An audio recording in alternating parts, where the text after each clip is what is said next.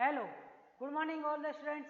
आज की नई क्लास में हम इलेक्ट्रॉनिक्स के अंदर पीएन संधि के निर्माण से बनी नई युक्ति जिसे ट्रांजिस्टर बोलते हैं के बारे में पढ़ेंगे। अभी तक हमने पी तथा एन प्रकार के अर्धचालक से मिलकर बने पीएन संधि डायोड तथा रेक्टिफायर, जेनर डायोड, इन सब चीज़ों के बारे में पढ़ा था, जिसके द्वारा हम कांस्टेंट वोल्टेज प्राप्त करके किसी भी बैटरी को किस प्रकार से चार्ज करते हैं या किसी युक्ति को जो कि डिजिटल संकेतों की सहायता से चलती है किस प्रकार से उनका निर्माण करते हैं, जिससे हमें या किस प्रकार से उनका यूज करें जिससे हमें एक कांस्टेंट वे के रूप में या एक चर रूप के अंदर हमें क्या मिल जाए, डिश या डीसी वोल्टेज मिले, उसके बारे में पढ़ा था। आज वाली क्लास में हम ट्रांजिस्टर के बारे में पढ़ेंगे, जिसके अंदर क्या किया जाता है। हम अगर किसी छोटे से सिग्नल को क्या करते हैं, अगर एक युक्ति के ऊपर इनपुट करें तथा वो आउटपुट के रूप में उस सिग्नल को बढ़ाकर हमें देता है, तो इस प्रकार की युक्ति को हम क्या बोलते हैं, ट्रांजिस्टर बोलते हैं। ट्रांजिस्टर, इसका वर्क होता है, इसका कार्य होता है एम्प्लीफाइंग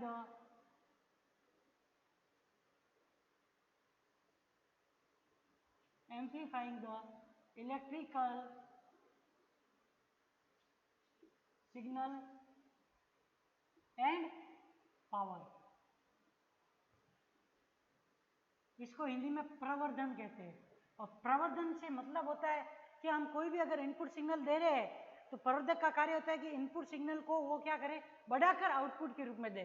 जैसे कि अगर मान लो कि ये एक ट्रांजिस्टर युक्ति है, ठीक है, इस ट्रांजिस्टर युक्ति के अंदर इनपुट के रूप में हमने क्या किया, ये सिग्नल दिया, ये कहां पर है, इनपुट पर। और अगर ये प्रवर्धक की तरह हम इसको मान रहे तो ये क्या करेगा, आउटपुट के रूप में हमें क्या करेगा, इस सिग्नल की कला को या फिर इस सिग्नल की जो आयाम है उसको बढ़ाकर आउटपुट के रूप में प्रदर्शित करता है या देता है। तो इस प्रकार की युक्ति को हम क्या बोलेंगे, ट्रांजिस्टर बोलेंगे। अब ये ट्रांजिस्टर, ये तो पता चल गया कि इसकी परिभाषा क्या है या फिर इसका कार्य क्या होता है। अब ये ट्रांजिस्टर होता कितने प्रकार का है, ट्रांजिस्टर के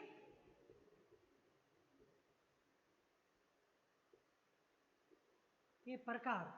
अब ये ट्रांजिस्टर कितने प्रकार होता है, ये ट्रांजिस्टर दो प्रकार का होता है। एक तो इसके अंदर कौन सा आएगा, पहला बीजेटी, दूसरा जो आता है यूजेटी या फिर इसे क्या बोलते हैं, जेफ्ट, सॉरी एफईटी। बीजेटी को जो फुल फॉर्म में बाइपोलर जंक्शन ट्रांजिस्टर बोलते हैं, जिसे हम हिंदी में द्विध्रुवी संधि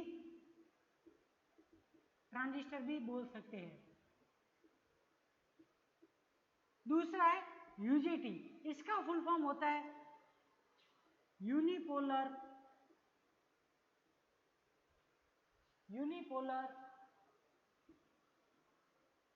जंक्शन ट्रांजिस्टर और फील्ड इफेक्ट ट्रांजिस्टर।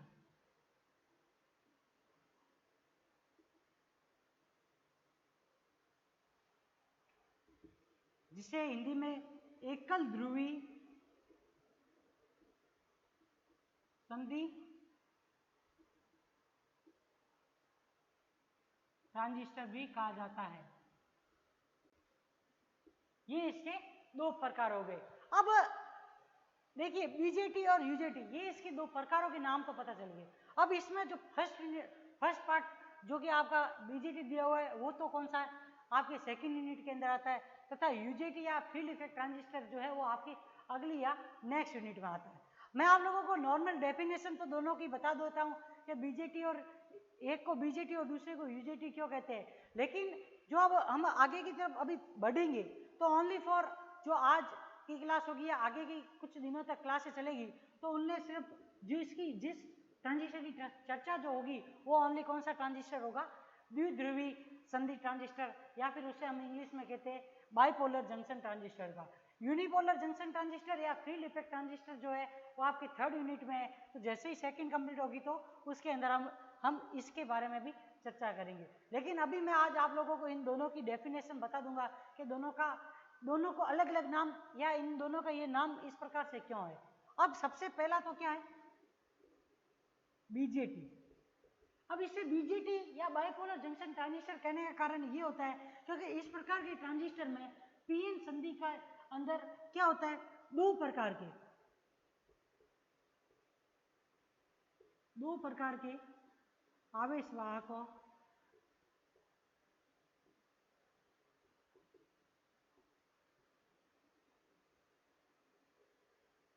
का उपयोग, इसमें क्या किया जाता है, दो प्रकार के आवेश वाहकों का उपयोग किया जाता है जिसके अंदर इलेक्ट्रॉन तथा होल, जो हमने दो आवेश वाहक पढ़े थे, उन दोनों का उपयोग किया जाता है। उस वजह से इसे क्या बोला जाता है, बाइपोलर जंक्शन ट्रांजिस्टर। दूसरा आप पढ़ते हो यूजेटी, इसके अंदर क्या किया जाता है, सिर्फ ओनली एक प्रकार के आवेश वाहक इलेक्ट्रॉन या होल का उपयोग किया जाता है। उस वजह से इसे क्या बोला जाता है, यूनिपोलर जंक्शन ट्रांजिस्टर बोला जाता है। अब बीजेटी और यूजेटी के बारे में पता चल गया। आप लोगों को इतना ही ध्यान रखना है, अगर कभी भी एग्जाम में पूछ लिया जाए, जैसे कि नॉर्मली एक या दो नंबर का क्वेश्चन जो होता है उसमें मेनली ये डिफरेंस पूछ लिया जाता है कि बीजेटी और यूजेटी में मेनली डिफरेंस किस चीज का होता है। तो सबसे मेन या कॉमन डिफरेंस जो होता है वो इनका ये होता है कि बीजेटी जो होता है उसे बाइपोलर जंक्शन ट्रांजिस्टर कहने का मेन कारण ये है कि इसके अंदर क्या किया जाता है, दो प्रकार के आवेश वाहक इलेक्ट्रॉन तथा होल का दोनों का ही उपयोग किया जाता है। किसके लिए, amplifying the electrical signal and power.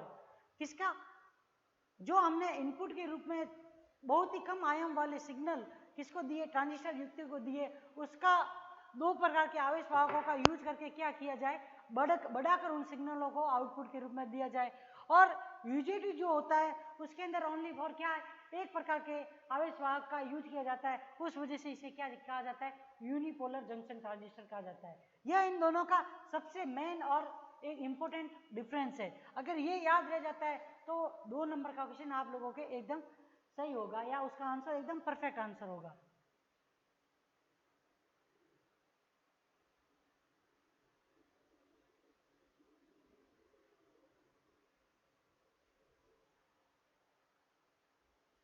अब हम आगे की तरफ इसी बाइपोलर जंक्शन ट्रांजिस्टर के बारे में पढ़ेंगे, क्योंकि मैंने आप लोगों को मेन डिफरेंस तो था वो तो बता दिया। अब आगे इसका यूज कैसे कैसे करते हैं, बाइपोलर आज की जो यूनिट होगी उसके अंदर हम किसका, बाइपोलर जंक्शन ट्रांजिस्टर का किस प्रकार से यूज किया जाता है, उसका निर्माण क्या होता है, उसमें कितने ट्रांजिस्टर, कितनी पीएन संधियां बनती है तथा उसमें कितनी परतें होती हैं, इन सब के बारे में पढ़ेंगे। तो आज का जो सबसे पहला टॉपिक है वो कौन सा है, बीजेटी, जिसे हम इन बाइपोलर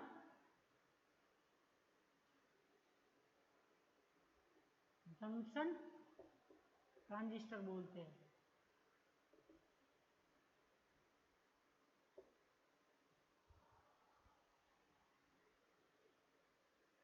पहला पॉइंट तो यह कि इसमें क्या है, दो प्रकार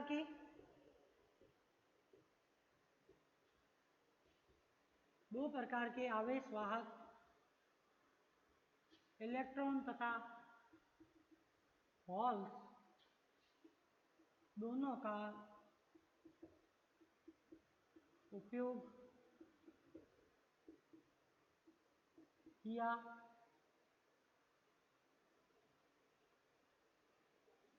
जाता है।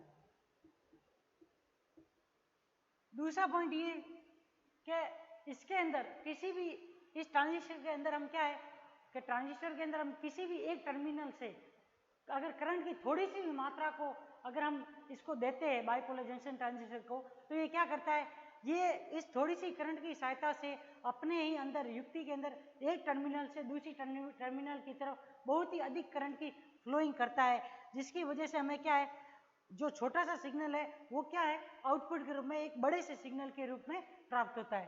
तो हम ये कह सकते हैं स्मॉल, ये क्या करता है, एम्पलीफाई द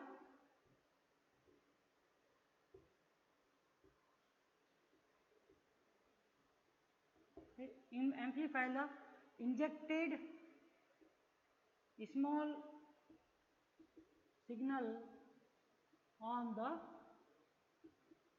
one टर्मिनल। वही चीज यहां से इस एक टर्मिनल के ऊपर अगर हमने एक स्मॉल करंट को भेजा तो ये क्या करेगा, एक टर्मिनल से दूसरे टर्मिनल की तरफ ये क्या करेगा, बहुत ही अधिक मात्रा में करंट की फ्लो करेगा। यहां से यहां पर ये क्या करेगा, अधिक मात्रा में करंट फ्लो करेगा और यहां पे आउटपुट के रूप में हमें एम्पलीफाइड सिग्नल प्राप्त हो जाएंगे।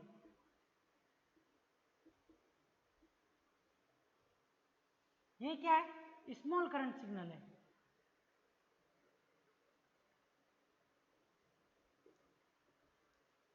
हमने एक छोटे से करंट या धारा के संकेत को अगर हमने इनपुट किया किसके अंदर, बीजेटी के अंदर, तो वो क्या करता है, एक टर्मिनल से दूसरे टर्मिनल की तरफ क्या करता है, बहुत ही अधिक मात्रा में करंट की फ्लो करके आउटपुट के रूप में हमें क्या देता है, प्रवर्धित हुए या बहुत ही ज्यादा आयाम में आयाम को बढ़ाकर हमें क्या करता है, आउटपुट के रूप में बहुत ही बड़े सिग्नल को आउटपुट के रूप में प्रदान करता है। तो यह तो इसका सबसे मेन इंपॉर्टेंट कार्य होता है, या फिर हम ये कह सकते हैं यह इसकी डेफिनेशन है, जिसके अंदर छोटे या स्मॉल करंट सिग्नल को यह क्या करता है, एम्पलीफाई करके किसमें कन्वर्ट कर देता है, बड़े आउटपुट सिग्नल के रूप में कन्वर्ट करता है।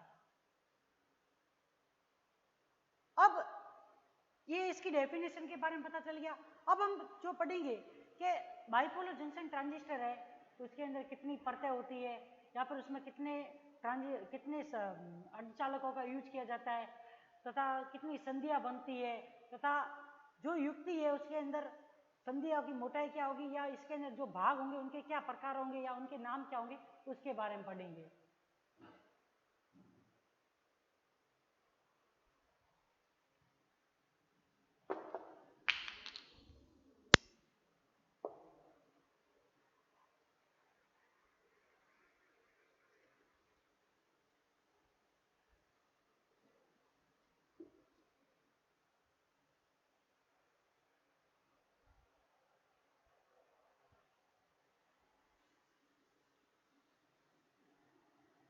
बीजेटी की बनावट।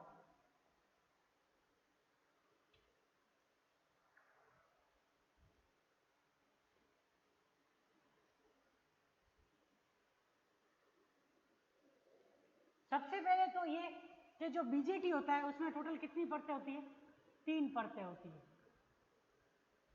कितनी, 3 परतों से मिलकर बना हुआ क्या होता है, बाइपोलर जंक्शन ट्रांजिस्टर होता है, जिसके अंदर क्या होती है, 3 परतों में अर्धचालक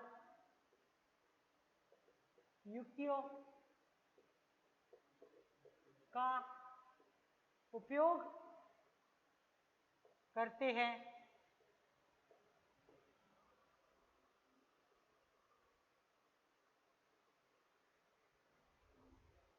तीन परतों में अर्धचालक युक्ति का उपयोग करते हैं, या फिर हम ये कह सकते हैं कि ये क्या है, एक 3 परतों की अर्धचालक युक्ति है, जिसके अंदर क्या है, इस अर्धचालक युक्ति के अंदर क्या होगा, 3 परतें होगी।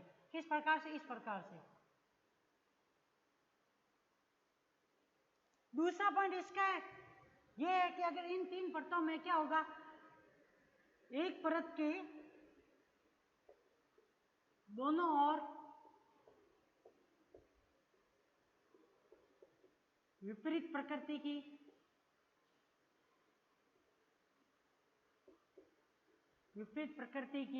परत स्थित होती है। एक परत के दोनों ओर क्या होगी, विपरीत प्रकृति की परतें उपस्थित होगी। जैसे कि मान लो कि ये बीच वाली परत है, इसके दोनों ओर ये जो 2 परतें उपस्थित है, इन दोनों की प्रकृति क्या होगी, इस परत से अगर अलग होती है तो इस प्रकार की युक्ति कौन सी युक्ति कहलाएगी, ट्रांजिस्टर या फिर बाइपोलर जंक्शन ट्रांजिस्टर। जैसे कि इसके 2 प्रकार है, एक तो कौन सा, PNP, और दूसरा कौन सा है, NPN। अब आप यहाँ पे देखोगे तो बीच वाली परत यहाँ पे N है और यहाँ पे P है और इसके दोनों तरफ जो है वो क्या है, विपरीत प्रकृति की परत है। विपरीत प्रकृति से मतलब ये कि अगर इसके ऊपर आवेश नेगेटिव के रूप में तो इसके दोनों तरफ आवेश की प्रकृति कैसी होगी, इसकी उल्टी पॉजिटिव की प्रकृति हो। तो इस प्रकार की युक्ति भी कैसी होगी, अर्धचालक युक्ति को निर्माण के लिए इन दो प्रकार की प्रकृति की परतों का यूज किया जाता है। तीसरा पॉइंट जो है, इसमें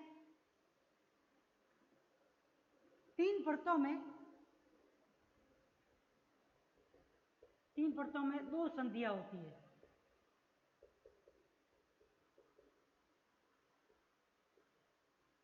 वो तो यहां से पता चल रहा है।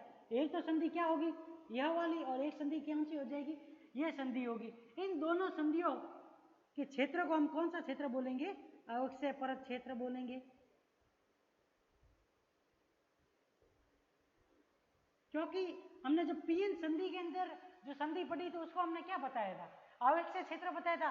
और यह भी किससे बन रहा है, पीएन संधि से ही बन रहा है। जहां पे आप देख रहे हो पीएन संधि के एकाएक दो संधियों का निर्माण हो रहा है, पीएन और एनपी। ये क्या है, दोनों पीएन संधि डायोड से ही मिलकर बनी हुई है। इस वजह से आप देखो यहाँ पे जो अवक्षय क्षेत्र है वो भी कितने दो अवक्षय क्षेत्र है। जिसमें एक तो कौन सा, जो इसमें अब ये तीन संधियों के बारे में पता चल गया, दो संधियों के बारे में पता चल गया, तीन परतों के बारे में पता चल गया। अब यहाँ पे जो ये तीन अलग अलग क्षेत्र बनाए, इन तीन अलग अलग क्षेत्रों, इन तीन अलग अलग जो अलग अलग कॉलम बनाए हमने इस ट्रांजिस्टर के अंदर, तीन परतों के अंदर। तो इन तीन परतों को क्या करते हैं, जिसमें ये सबसे पहली परत जो होती है उसको, एक तो परत कौन सी होती है, उत्सर्जक की परत होती है।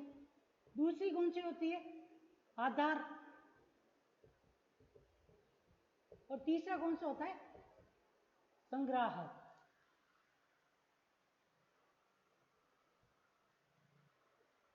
अब यहां से इन तीन परतों के बारे में पता चल गया, उत्सर्जक, आधार तथा संग्राहक। अब आप देखो, जब हमें तीन परतें, मैंने आप लोगों को पहले ही बताया कि बीजेटी जो होती है वो तीन परतों की अर्धचालक युक्ति होती है। तो उन तीन परतों को क्या क्या बोलते हैं, उत्सर्जक, आधार तथा संग्राहक। तथा इन तीनों परतों के बीच में क्या होते हैं, दो संधियां होती है। इन दो संधियां, इन तीनों के बीच में क्या होगी, तीनों के बीच दो संधियां होती है।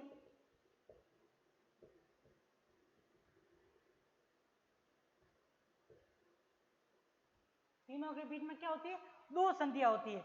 जिसमें एक संधि, पहली संधि जो होती है उसको क्या बोलते हैं, उत्सर्जक आधार संधि, जिसको हम JEB से प्रदर्शित करेंगे। और दूसरी संधि जो होती है वो कौन सी होती है, आधार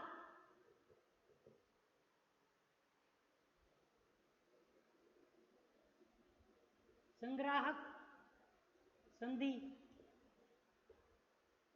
इसे हम JBC या फिर JCB भी कह सकते हैं, junction between collector and base, junction between emitter and base. ये दो प्रकार की संधियां पाई जाती है। अब इन दो प्रकार की संधियों के बाद में ये तो हमको पता चल गया कि तीन परतें हैं, तीन परतों में उत्सर्जक, आधार तथा संग्राहक होता है। तथा इन तीनों परतों के बीच में ट्रांजिस्टर के अंदर क्या होती है, दो संधियां, उत्सर्जक आधार संधि तथा आधार संग्राहक संधि।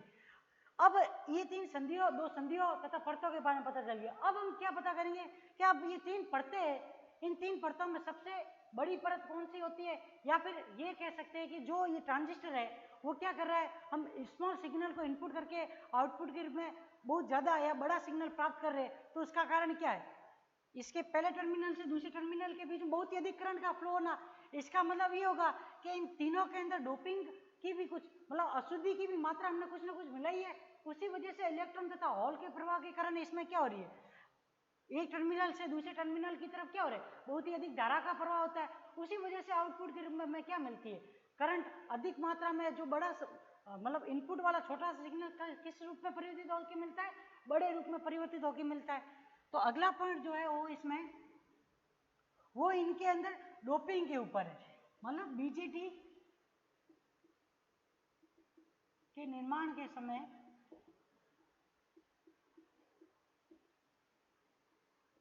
उत्सर्जक में डोपिंग अधिक की जाती है। उत्सर्जक में डोपिंग अधिक की जाती है। यहाँ पे उत्सर्जक में डोपिंग सबसे अधिक करने का कारण ये होता है कि जो ये इमीटर, बेस तथा कलेक्टर तीन परतें जो होती है, इन तीन परतों में उत्सर्जक में सबसे अधिक डोपिंग तथा बेस में, जिसे हम आधार बोलते हैं, में डोपिंग सबसे कम की जाती है। सबसे कम करने का कारण ये होता है कि जब हम इमीटर से कलेक्टर, इमीटर से बेस और कलेक्टर की तरफ क्या किया जाता है, आवेश वाहकों का प्रवाह। जब इमीटर से बेस तथा कलेक्टर की तरफ क्या किया जाता है, आवेश वाहकों का प्रवाह किया जाता है। अगर हम बेस में डोपिंग अधिक करेंगे तो उस वजह से उसमें क्या हो जाएंगे, आवेश वाहक विपरीत प्रकृति के ज्यादा हो जाएंगे। तो उस वजह से क्या हो जाता है, इन आवेश वाहकों का रिकॉम्बिनेशन हो जाता है या फिर संयोजन हो जाता है। उस वजह से अधिक आवेश वाहक जो होते हैं वो उत्सर्जक से संग्राहक की तरफ नहीं जा पाते। जब अधिक आवेश वाहक उत्सर्जक से संग्राहक की तरफ नहीं जाएंगे तो अधिक करंट फ्लो नहीं होगी। अधिक करंट फ्लो नहीं होगी तो हमें आउटपुट के रूप में बढ़कर प्रवर्धित सिग्नल नहीं प्राप्त होता। इस प्रवर्धित सिग्नल को भी प्राप्त करने के लिए क्या किया जाता है, बेस के अंदर डोपिंग कम की जाती है, जिससे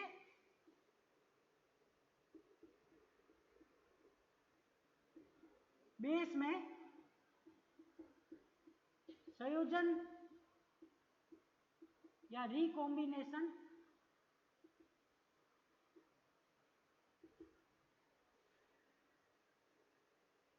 कम हो। पोस्ट में आवेश वाहक होगा।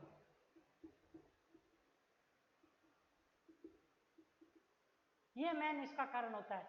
मतलब जो बेस होता है या आधार जो होता है, इसके बीच वाला सेंटर में जो जिसके विपरीत दोनों तरफ क्या है, विपरीत प्रकृति के परतों को व्यवस्थित किया गया होता है, उस बीच वाली परत के अंदर कब डोपिंग करने का कारण एक ही होता है, जब उत्सर्जक से संग्राहक की तरफ आवेश वाहकों को फ्लो किया जाता है तब वो कहाँ से होके जाएंगे, इस आधार से होके जाएंगे।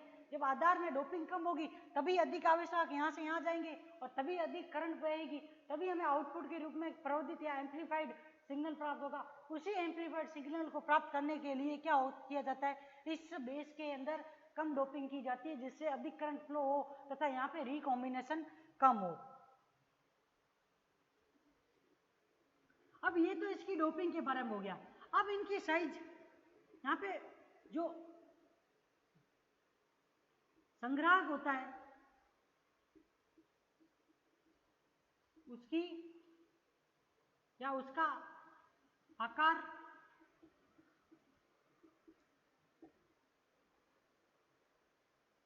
उत्सर्जक तथा आधार से बड़ा रखा जाता है। इसका एक कारण होता है, इसका सबसे मेन इंपॉर्टेंट कारण ये होता है कि जब अगर हम उत्सर्जक, ये जो कलेक्टर है जो कि उत्सर्जक से आने वाले आवेश वाहकों को अपने अंदर ग्रहण कर रहा है, अगर इसका आकार हम बड़ा नहीं रखेंगे तो उस कंडीशन में क्या होगा, ये जब ये ट्रांजिस्टर कार्य करेगा उस समय ये क्या होगा, बहुत ज्यादा गर्म होगा। गर्म होगा उस कंडीशन में अगर इसके अंदर की जगह बहुत ज्यादा नहीं है तो ये क्या नहीं कर पाता, ऊष्मा का बाहर की तरफ निदान नहीं कर पाएगा या बाहर की तरफ नहीं निकाल पाएगा। जब ये ऊष्मा को बाहर की तरफ नहीं निकाल पाएगा तो उस कंडीशन में ट्रांजिस्टर क्या हो जाएगा, डैमेज हो जाएगा। इसी वजह से क्या किया जाता है, संग्राहक को क्या किया जाता है, बड़ा रखा जाता है। किसके लिए, ऊष्मा के बाहर निकालने के लिए। ऊष्मा को ट्रांजिस्टर, जब ट्रांजिस्टर वर्किंग प्रोसेस के अंदर कार्य कर रहा होता है, किसके लिए, सिग्नल को एम्पलीफाई करने के लिए। जब हम इमीटर से कलेक्टर की तरफ क्या करते हैं, होल से या इलेक्ट्रॉन का फ्लो करते हैं, तो अगर संग्राहक की आकृति बड़ी नहीं होगी तो उस कंडीशन में क्या होगा, वो बहुत ज्यादा गर्म होगा तो ऊष्मा को निकाल नहीं पाएगा। जब ऊष्मा नहीं निकाल पाएगा तो उस कंडीशन में ट्रांजिस्टर डैमेज हो जाएगा। इस डैमेज को बचाने के लिए क्या किया जाता है, संग्राहक को बड़ा बनाया जाता है।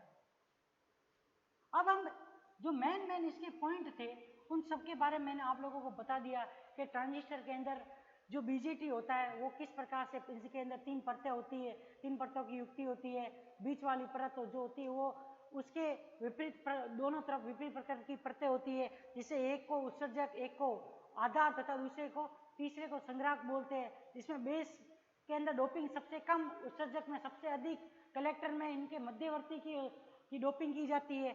उसके बाद में ये बताया इन 3 परतों के बीच में 2 संधियां होती है, जिसमें एक संधि इमीटर बेस संधि, दूसरी कलेक्टर बेस संधि होती है। और उसके बाद में यह बताया कि जो उत्सर्जक से कलेक्टर तथा बेस की तरफ जब हम आवेश वाहकों को फ्लो करते हैं तो उस कंडीशन में बेस के अंदर आवेश वाहकों का रिकॉम्बिनेशन ना हो, इस वजह से उसकी आयतन को छोटा रखा जाता है। तथा इस कारण से एक चीज मैं ये बताना आपको भूल गया कि जब यहाँ से यहाँ की तरफ फ्लोइंग होती है तो उस कंडीशन में जो बेस होती है उसके अंदर यहाँ पे आप देखोगे 2 संधियां बनती है। इन 2 संधियों में यह संधि क्या होती है, बड़ी होती है, और यह संधि छोटी होती है। या इसका बड़ा होना और इसका छोटा होने का कारण ये होता है कि उस वजह से यहाँ से यहाँ की तरफ जब आवेश वाहक फ्लो हो तो यहाँ पे उनका क्या हो, रुकना कम हो, वो यहाँ से सीधा किधर की तरफ जाए, संग्राहक की तरफ जाए। यहाँ पर इनको आने में थोड़ा सा समय लगे, लेकिन यहाँ से यहाँ पे इनको पहुंचने में ज़्यादा समय न लगे और ये यहाँ पे कम रुके, जिसकी वजह से यहाँ पे इनका रिकॉम्बिनेशन आधार के अंदर कम हो और वो उत्सर्जक संग्राहक के अंदर अधिक बहुत ही जल्दी पहुंच जाए, जिससे कि करंट का फ्लो क्या हो, अधिक मात्रा में हो। अब जो है हम इसका क्या बनाएंगे, डायग्राम बना के मैं आप लोगों को बता दूंगा कि किस प्रकार से इनके अंदर पीएनपी या एनपीएन ट्रांजिस्टर का क्या स्वरूप होता है उसके बारे में।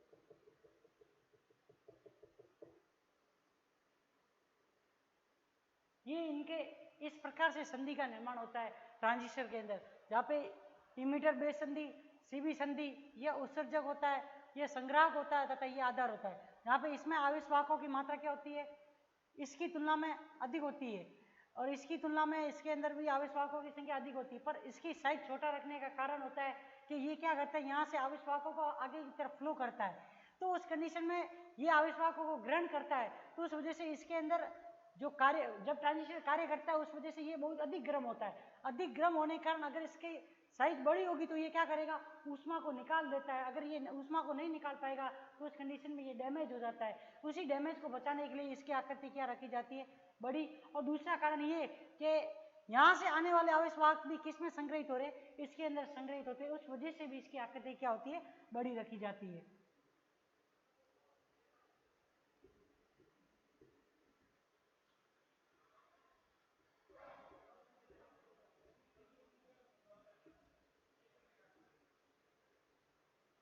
यहाँ पे WC is greater than WB,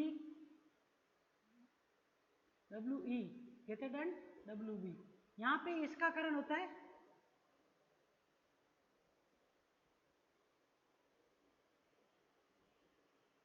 heat.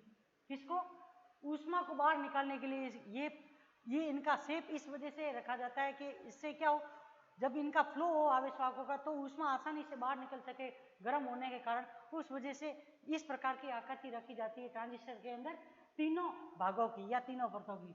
दूसरा आप देखोगे तो ये क्या है,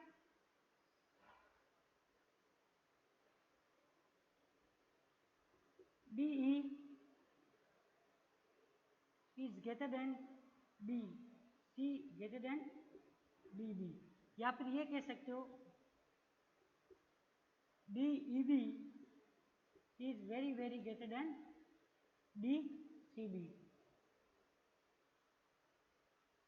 इसका कारण ये होता है कि यहाँ से यहाँ की तरफ आवेश वाहकों का क्या हो सके, आधार से कलेक्टर की तरफ क्या हो, आवेश वाहकों का अधिक शीघ्रता से फ्लो हो सके, उस वजह से भी इसकी आकृति ऐसी रखी जाती है। ये तो सब थ्योरेटिकली है, पर ऐसा होता नहीं, इसका कुछ और कारण होता है प्रैक्टिकली, वो उसके जब हम आगे की तरफ इसी के अंदर पढ़ेंगे तब हमें उसका कारण के बारे में भी पता चल जाएगा।